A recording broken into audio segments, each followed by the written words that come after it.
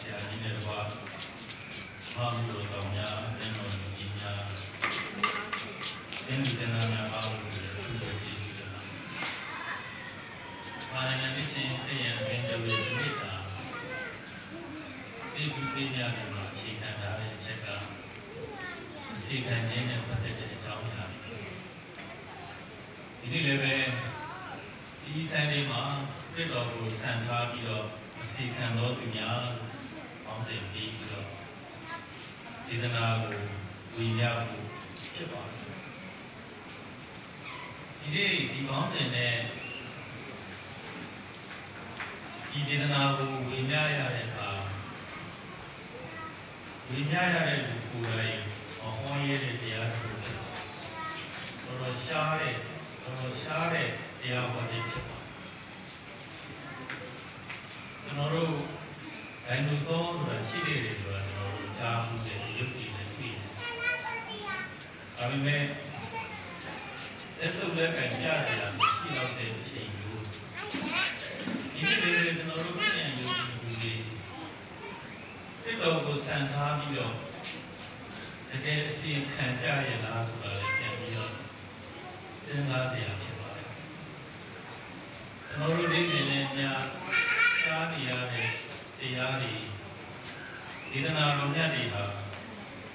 ပြည့်တော်ကိုစံထားပြီးအစီခံဖို့လို့ဆိုတဲ့ကျွန်တော်တို့ရဲ့စိတ်ကိုစိတ်ဆော်တဲ့တရားတွေကလည်းတော်တော်လေးရှားတာကျွန်တော်တို့ကိုယ်တိုင်လည်းဥဒိပြင်အရှင်ခရိယံအင်းကျုပ်ရဲ့ဆောင်ဖို့ဝယ်သွားလိုက်ရင်ကိုကျိုးစော့ပေါ်နေဆိုဆိုင်ဖို့ကကြီးကြီးပါပဲအဲ့ဒီဆိုင်ဖို့အောက်မှာနေနေတဲ့ကျွန်တော်တို့တွေလည်းတစ်ခါတလေဒိုင်နိုဆောလို့တက်ရှင်လာတဲ့ဒီလေဖြစ်တယ်ကျွန်တော် Facebook တော့မသုံးပါဘူး Facebook သုံးတဲ့လူတွေကဒီစရာဟာတာလေးတစ်ခုပြလို့ကျွန်တော်တော်လေးသဘောကျတယ်တိကျစာစီယုံမှာဆရာဝန်ကသူ့ရဲ့လူနာတွေကို round တက်တယ်အဲ့တဲ့အခါမှာပထမလူနာခြေနေတိုးတက်တာကိုစိတ်ပိုင်းဆိုင်ရာညံ့တော့ပြန်ပြီးကောင်းလာပြီလေဆိုတော့စမ်းတဲ့အနေနဲ့သုံးပြီးလောက်လေလို့ပထမလူနာကိုရေးတယ်ကပထမလူနာကသုံးပြီး154တဲ့ဒါနဲ့ဒီတိတ်ကောင်းလေးသင်လို့ရတယ်ခုနောက်ကပြန်မှဆေးထပ်ပြီးတော့ပေါင်းတယ်ဆေးထပ်ပြီးတော့တိုးပြီးတော့ချိန်အလုံးကြီးပေါင်းတာနောက်ဒီပြလူနာတယောက်ကသုံးပြီးလောက်လေတဲ့ဒီဖြေပဲရာသပတိတဲ့ဘောရဘူးဆိုတယ်သုံးပြီးကြာတယ်ဆိုတော့တော်ဘူးဆိုသွားပြီဒါနဲ့တက်တဲ့လူနာကသူနေတယ်သုံးပြီးလောက်လေဆိုတော့ပိုးတယ်ကျောင်းမအမောတော့ဒီလူနာအချိန်ကြီးစိုးစိုးလူနာတက်တာလည်းမကြသေးဘူးပေါ့သိမဲ့ယူတာလည်းသိမကြသေးဘူးသုံးပြီးပိုးကိုရအောင်ဖြစ်တယ်သူမှန်တယ်တော့ကောင်းတယ်ထင်တယ်ဘယ်လိုရတယ်စိတ်ဝင်စားပြီးဘယ်လိုရလဲဆိုတော့တတိယလူနာကိုရေးတယ်154တဲ့ကကြာတပတိလွတ်လိုက်တာဒီလိုတစ်ဖြေရပစကထွက်တာတော့မှန်တယ်တကယ်သူ့ရဲ့တွက်ပုံတွက်ပြီးစိတ်ထားကမှန်သေးဘူးလို့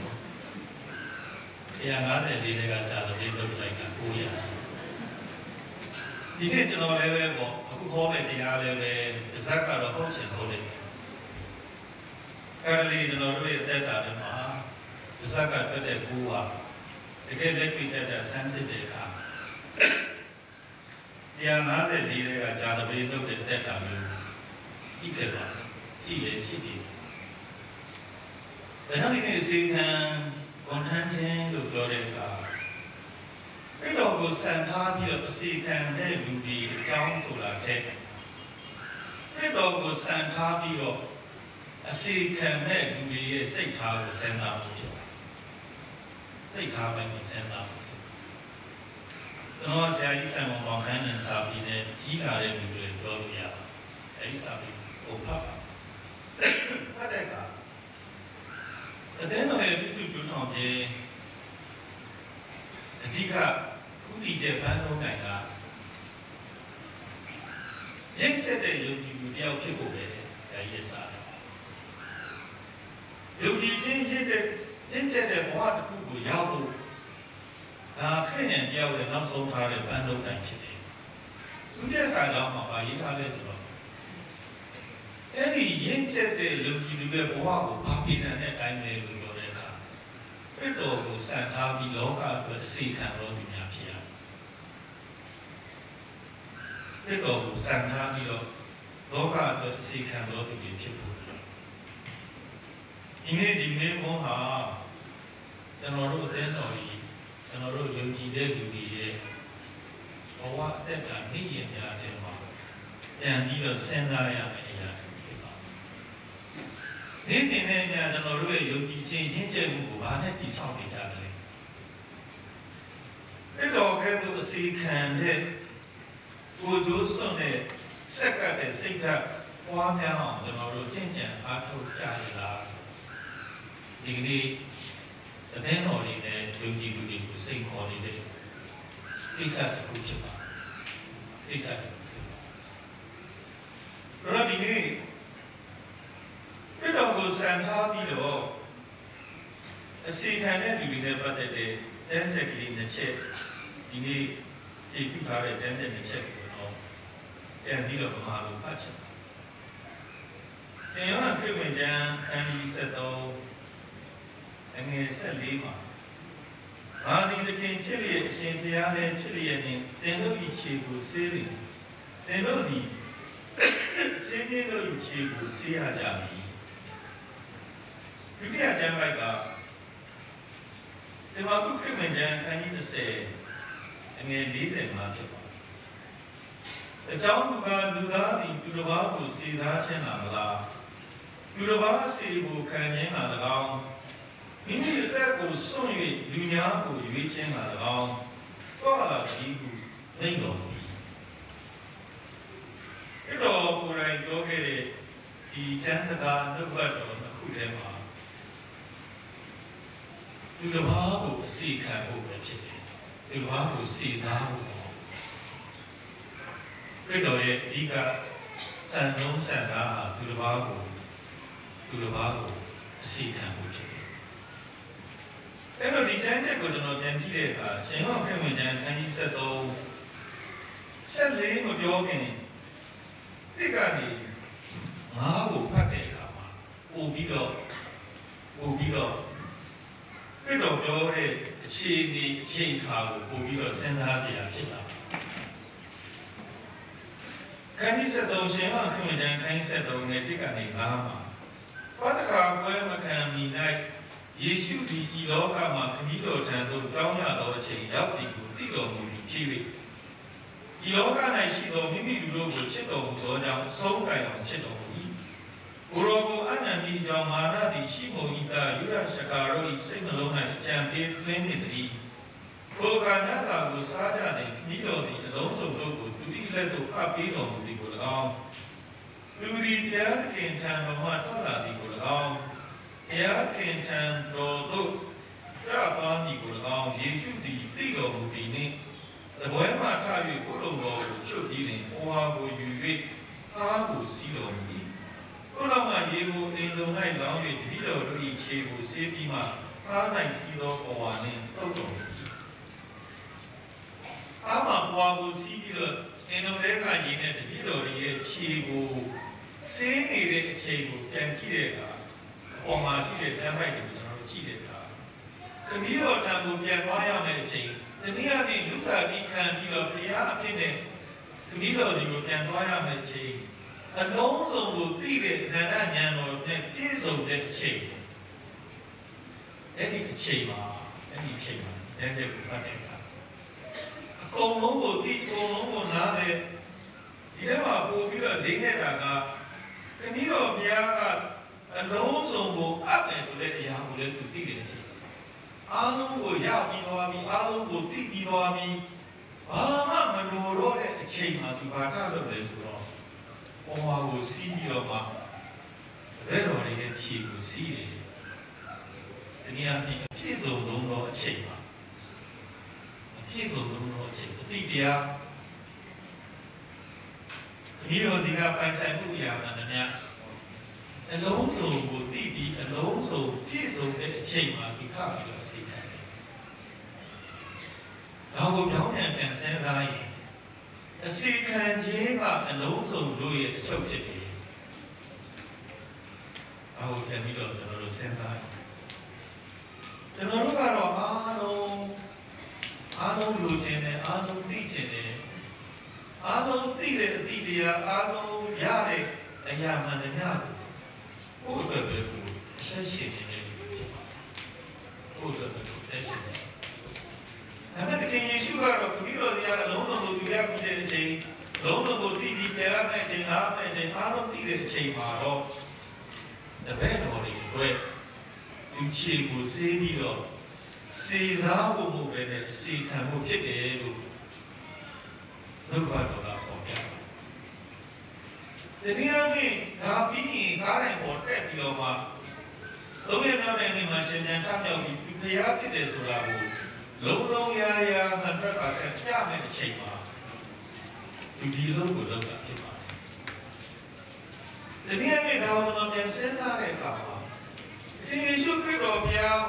ဒီခြေကိုမဆေးတဲ့ကောင်းကင်ဘုံကိုပြန်သွားလို့ရရဲ့သားနဲ့ဘာကြောင့်မဆေးတာဘာကြောင့်ဆေးပြီးတော့သွားတာတင်းလာတဲ့အခါမှာဘုရောကောင်းကင်ဘုံကိုပြန်သွားတဲ့အချိန်မှာဒီတော်လေးရဲ့ခြေကိုမဆေးရဘဲနဲ့ကိုကောင်းကင်ဘုံမပြန်ချင်တဲ့စိတ်ဓာတ်ကျမ်းစာထဲမှာဒီလိုကျွန်တော်နားပြီးတဲ့ဒီနေ့ပြည်တော်ကိုစံထားပြီးတော့အစီခံဖို့ဘာကြောင့်လုပ်တယ်ပြည်တော်ကိုစံထားပြီးတော့ဘာကြောင့်အစီခံဖို့လုပ်တယ်ဆိုရင်ဒါဟာဘုရားခင်ရဲ့လူတော်ဖြစ်လို့ဘုရားခင်ကိုယ်တိုင်ဒါကိုလုပ်လို့ဖြစ်တယ်ဒီလိုဩဝါဒစာခိုင်းနေတယ်ကိုယ်နဲ့ရှေ့ကိုဖိုက်ဘုရားကိုမရှိဘူးမှာပဲနဲ့ပြောရဲဘုရားကိုရှိမှပြောပါယေရှုခရစ်၌ရှိတဲ့စိတ်တော်တကယ်အောင်းနေကနေပြီးတော့ဒုက္ခတိကိုခံပြီးတော့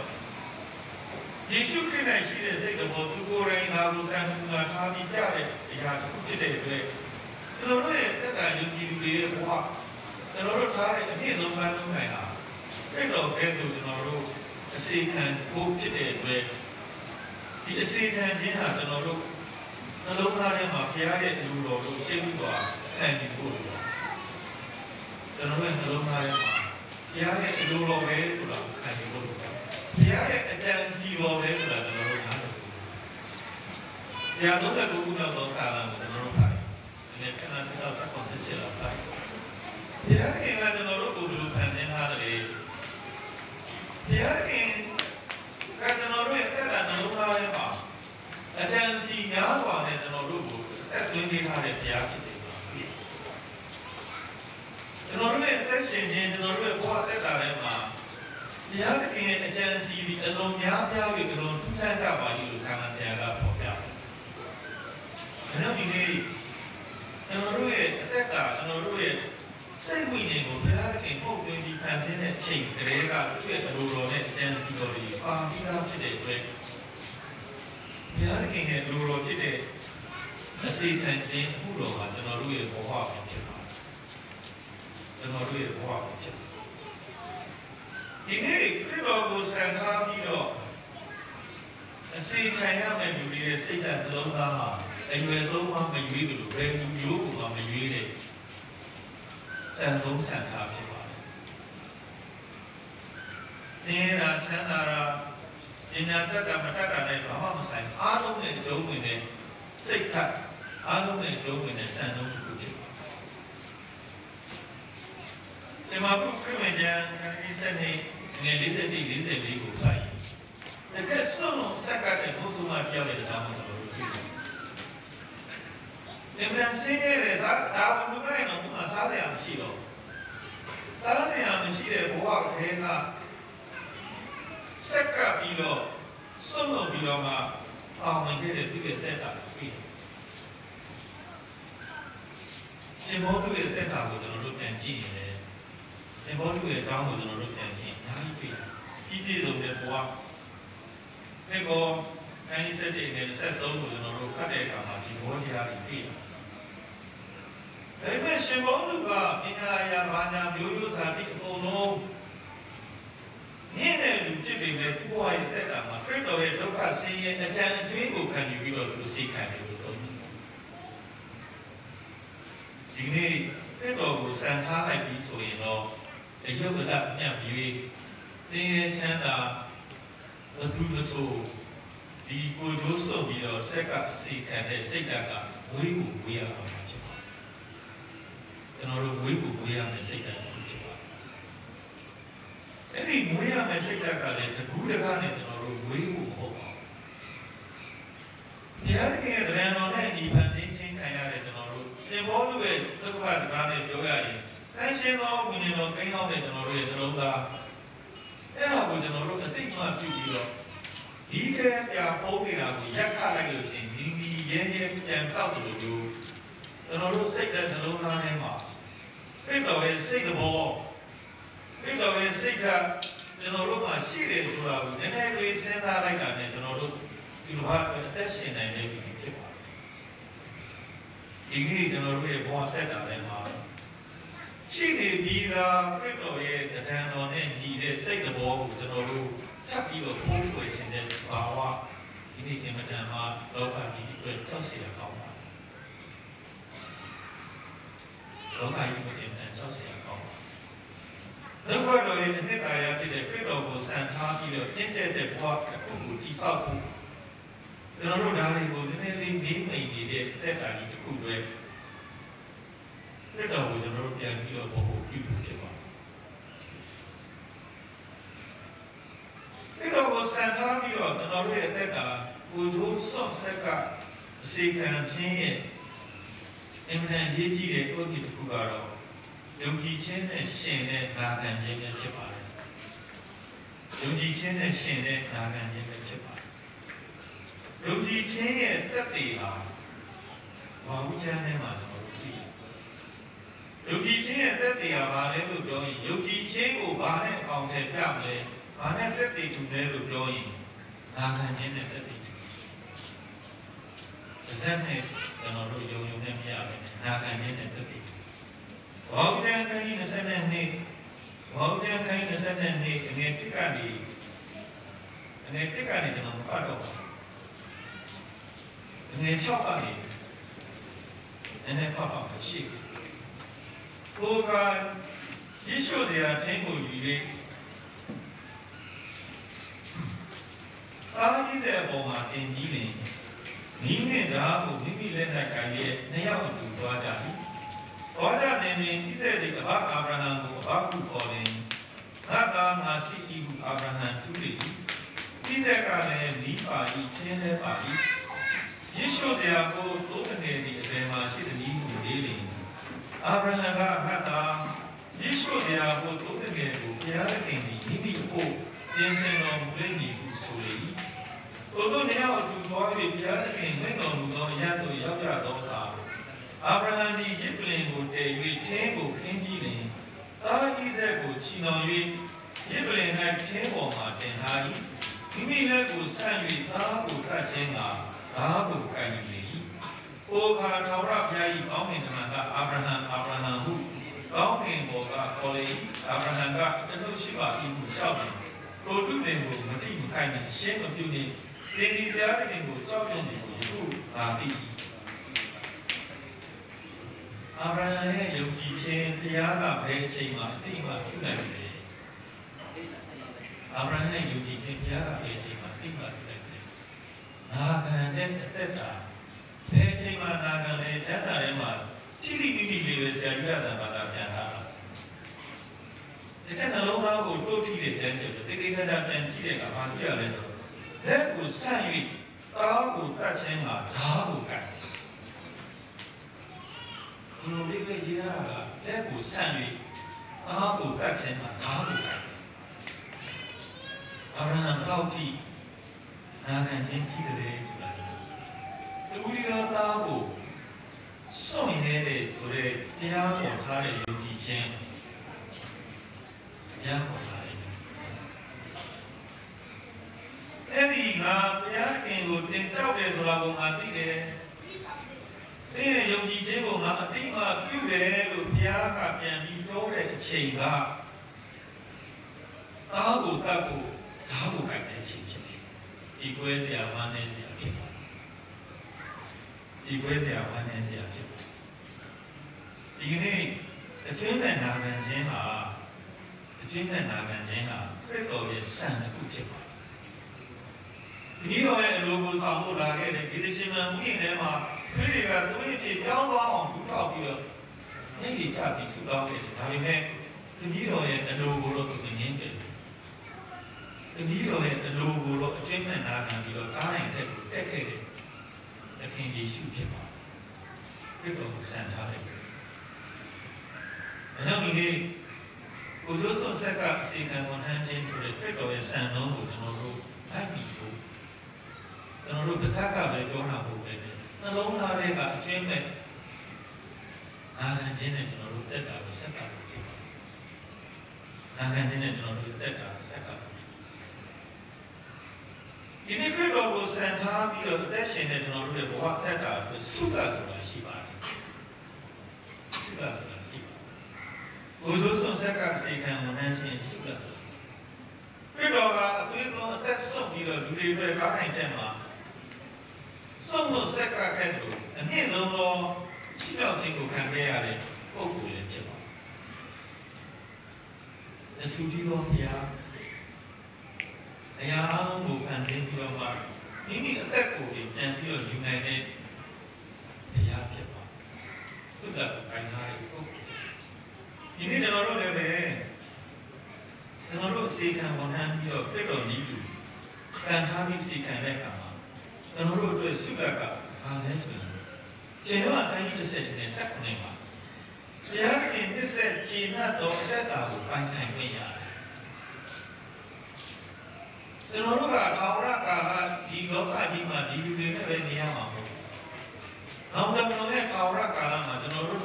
တက္ကဝကုန်တိတိုင်အောင်ထာဝရကာလမှာဒီစိုးဆိုင်ရမှာကဘုရားနဲ့စိုးဆိုင်ရမှာဗျာဒိတ်တယ်။လောကလူတွေမှာကျွန်တော်တို့နေရတဲ့တက်တန်းရှိပါ30 90အများဆုံး90နေရပါဒါပေမဲ့ထာဝရကာလကျွန်တော်တို့အတူတူနေရမှာကဘုရားနဲ့အတူတူကျွန်တော်တို့နေရမယ်ဘဝဘုရားနဲ့အတူနေပြီးတော့မှဘုရားမကျေနပ်တဲ့မျက်နှာနဲ့ကျွန်တော်တို့နေမလားဘုရားရှိမှမျက်နှာရပြီးဘုရားနဲ့တဲ့ကျေနပ်တဲ့ကောင်းကြီးနဲ့ကျွန်တော်တို့တက်ရှင်ပါထာဝရကာလဒီတော့ခရစ်ယာန်တိုင်း30နဲ့ဆက်ခွန်ပါတော့တရားသခင်နဲ့တဲ့ကျေနပ်တော့တက်တာကိုပိုင်ဆိုင်ခွင့်ရတယ်တရားသခင်နဲ့တဲ့ကျေနပ်တဲ့တက်တာကိုပိုင်ဆိုင်ခွင့်ရတယ်တရားခရစ်ယာန်တိုင်း7နဲ့ငွေ25 26ကိုဖတ်ရင်တော့ဘာဖြစ်ရလဲဆိုတော့တနည်းတော့ဘုရားသခင်ရဲ့ရှိရောက်ခြင်းကိုခံရတယ်ဒီလိုဘုရားခင်ရဲ့ရှိရောက်ခြင်းကိုခံရတော်မူဖြစ်တယ်။ဒီလိုပြည့်မြင်တဲ့ခန်းကြီး7နဲ့24မှာလောက၌အသက်ရှင်တဲ့အခါမှာအသီးများစွာသီးသောအသက်တာကိုပိုင်ဆိုင်တော်သူဖြစ်တယ်။အစီခံခြင်းရဲ့ဆုလာအသီးများစွာသီးသောအသက်တာကိုပိုင်ဆိုင်နေရ။ဒီဘောဓေဝါရစာအခန်းကြီးဒုတိယဆောင်အခန်းကြီးနဲ့7မှာတော့ဘုရားသခင်နဲ့အတူထာဝရစိုးစံရတဲ့ဒီနေ့ခရစ်တော်ကိုစံထားပြီးသက်ရှင်တော်သူတွေရဲ့ဆုလာဖြစ်ပါတယ်။သက်တော်ညီကောင်မများဒီနေ့ခရစ်တော်ကိုစံထားပြီးတော့ကျွန်တော်တို့စီခံခြင်းဟာအမှန်ကြီးမားတဲ့ဆုလာဖြစ်တယ်ဆိုတာကိုမျှော်ကြည့်ပြီးတော့မြင်နိုင်တဲ့အနာဂတ်အလုံးသားလောကမှာမြင်နေရတဲ့အရာတွေပေါ်မှာပဲကုန်နေဖြစ်တဲ့ပြီးတော့အစီခံတဲ့စိတ်ဓာတ်တွေတက်သုံးနေတဲ့ကျွန်တော်တို့ရဲ့နှလုံးသားပြန်ပြီးတော့လိုးထားရမယ့်အခြေရောက်ပါလောကမှာရှိနေတဲ့အရာတွေပြန်ကြည့်ရင်အစီခံခြင်းတဲ့လူတွေထက်စေစားသောသူတွေကြောင့်လောကကဘာကြီးပျက်စီးတယ်လို့လူသားတွေလည်းဒုက္ခရောက်နေကြတယ်လူသားတွေလည်းဒုက္ခရောက်နေကြတယ်ဘုရားစစ်တဲ့လူတွေဒုက္ခရောက်နေတဲ့အချိန်မှာဘုရားကိုအဖေလို့ခေါ်တဲ့ကျွန်တော်တို့သိနေတယ်ဘုရားကိုဖေလို့ခေါ်တာဘယ်သူမှမရှိဘယ်ဘာသာမှဘုရားကိုဖေလို့ခေါ်ဘုရားကိုဖေလို့ခေါ်တာကျွန်တော်တို့ပဲရှိပါ phía đây à nó lúc phía bạn thấy là cái nhà đi tôi nó lúc cái xì khăn bụng rồi nó số cái chuyện này nè cho nó vào ở nhà trên này rồi cái đó ní chủ xì khăn sẽ cả hoàn thành trên à cái cố chuyện này cái cố chuyện này rồi nó lúc nó cả mà cái cố rồi nó lúc à mà xí mà cái cố thế thế mà cái mà xí mà cái cố thế rồi cái xem là để cái cố mà cái xem là để cái cố mà cái Giêsu Christ ở nhà này lúc này là cứ đi chỉ để cái cố mà xí khăn trên cái cố chứ mà cái này cũng tham đi được xí khăn đấy cái nhà bao mà anh ấy dùng đó cái cố của chúng ta là thế không tôi nói mà bắt đầu là chân nên là chân mà chúng ta đi xây giá bộ là bộ cái xí khăn bộ chứ ở đây thì bảo là sao mà nó cái gì thế anh ấy sẽ xem mà ở đây thì bảo là sao mà nó cái gì thế anh ấy sẽ xem mà thế bảo được bảo đó là sao cháu một cái sống sống trên đồi giao đồ từ này để hoa cá này thì áo rồi thì hai đồ thì áo chỉ để đi trên đồi giao đồ mà đồ này thu thì áo thì áo thì cố rồi thì cá này à cái cố chứ đi cá này tôi nghĩ là người đi về cá này là giống như để được thành người mẹ.แต่ว่าเราsẽบอกđược là cái đó đi từ cá này tham như là xây thành thế lâu mà là cố chứ đi. Giá thành là chúng nó đâu có được cố kỳ thà đấy. Thế là những chiếc để đó cả người ta thì tôi nhà đi đó xây thành thế à thì lưu biết được cố của chúng nó rồi ya. Ini em đang xa ba lại xây thành này xây thành đi. Cái à cái xì khăn trên sàn nhà nước bắt đầu đi quét, giá thành đi đi nhận lên tiền sinh trên rồi chế độ chi mai, từ nào với nhau mình bị để thu về chế độ tiền nào bỏ ra cho họ đấy.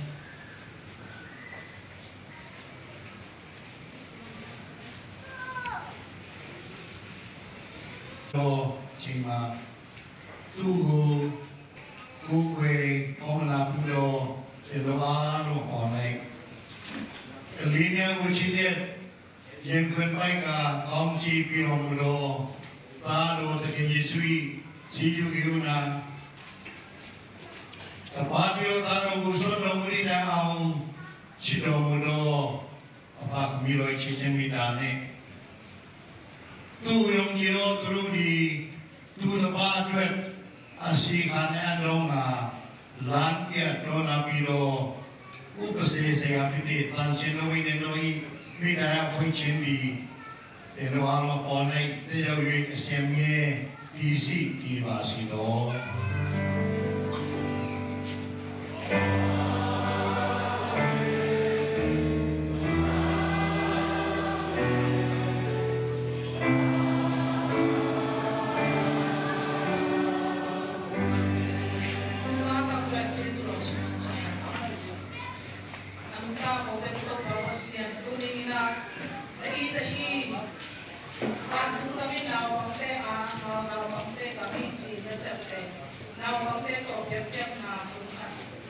Hãy subscribe cho kênh Ghiền Mì Gõ để không bỏ lỡ những video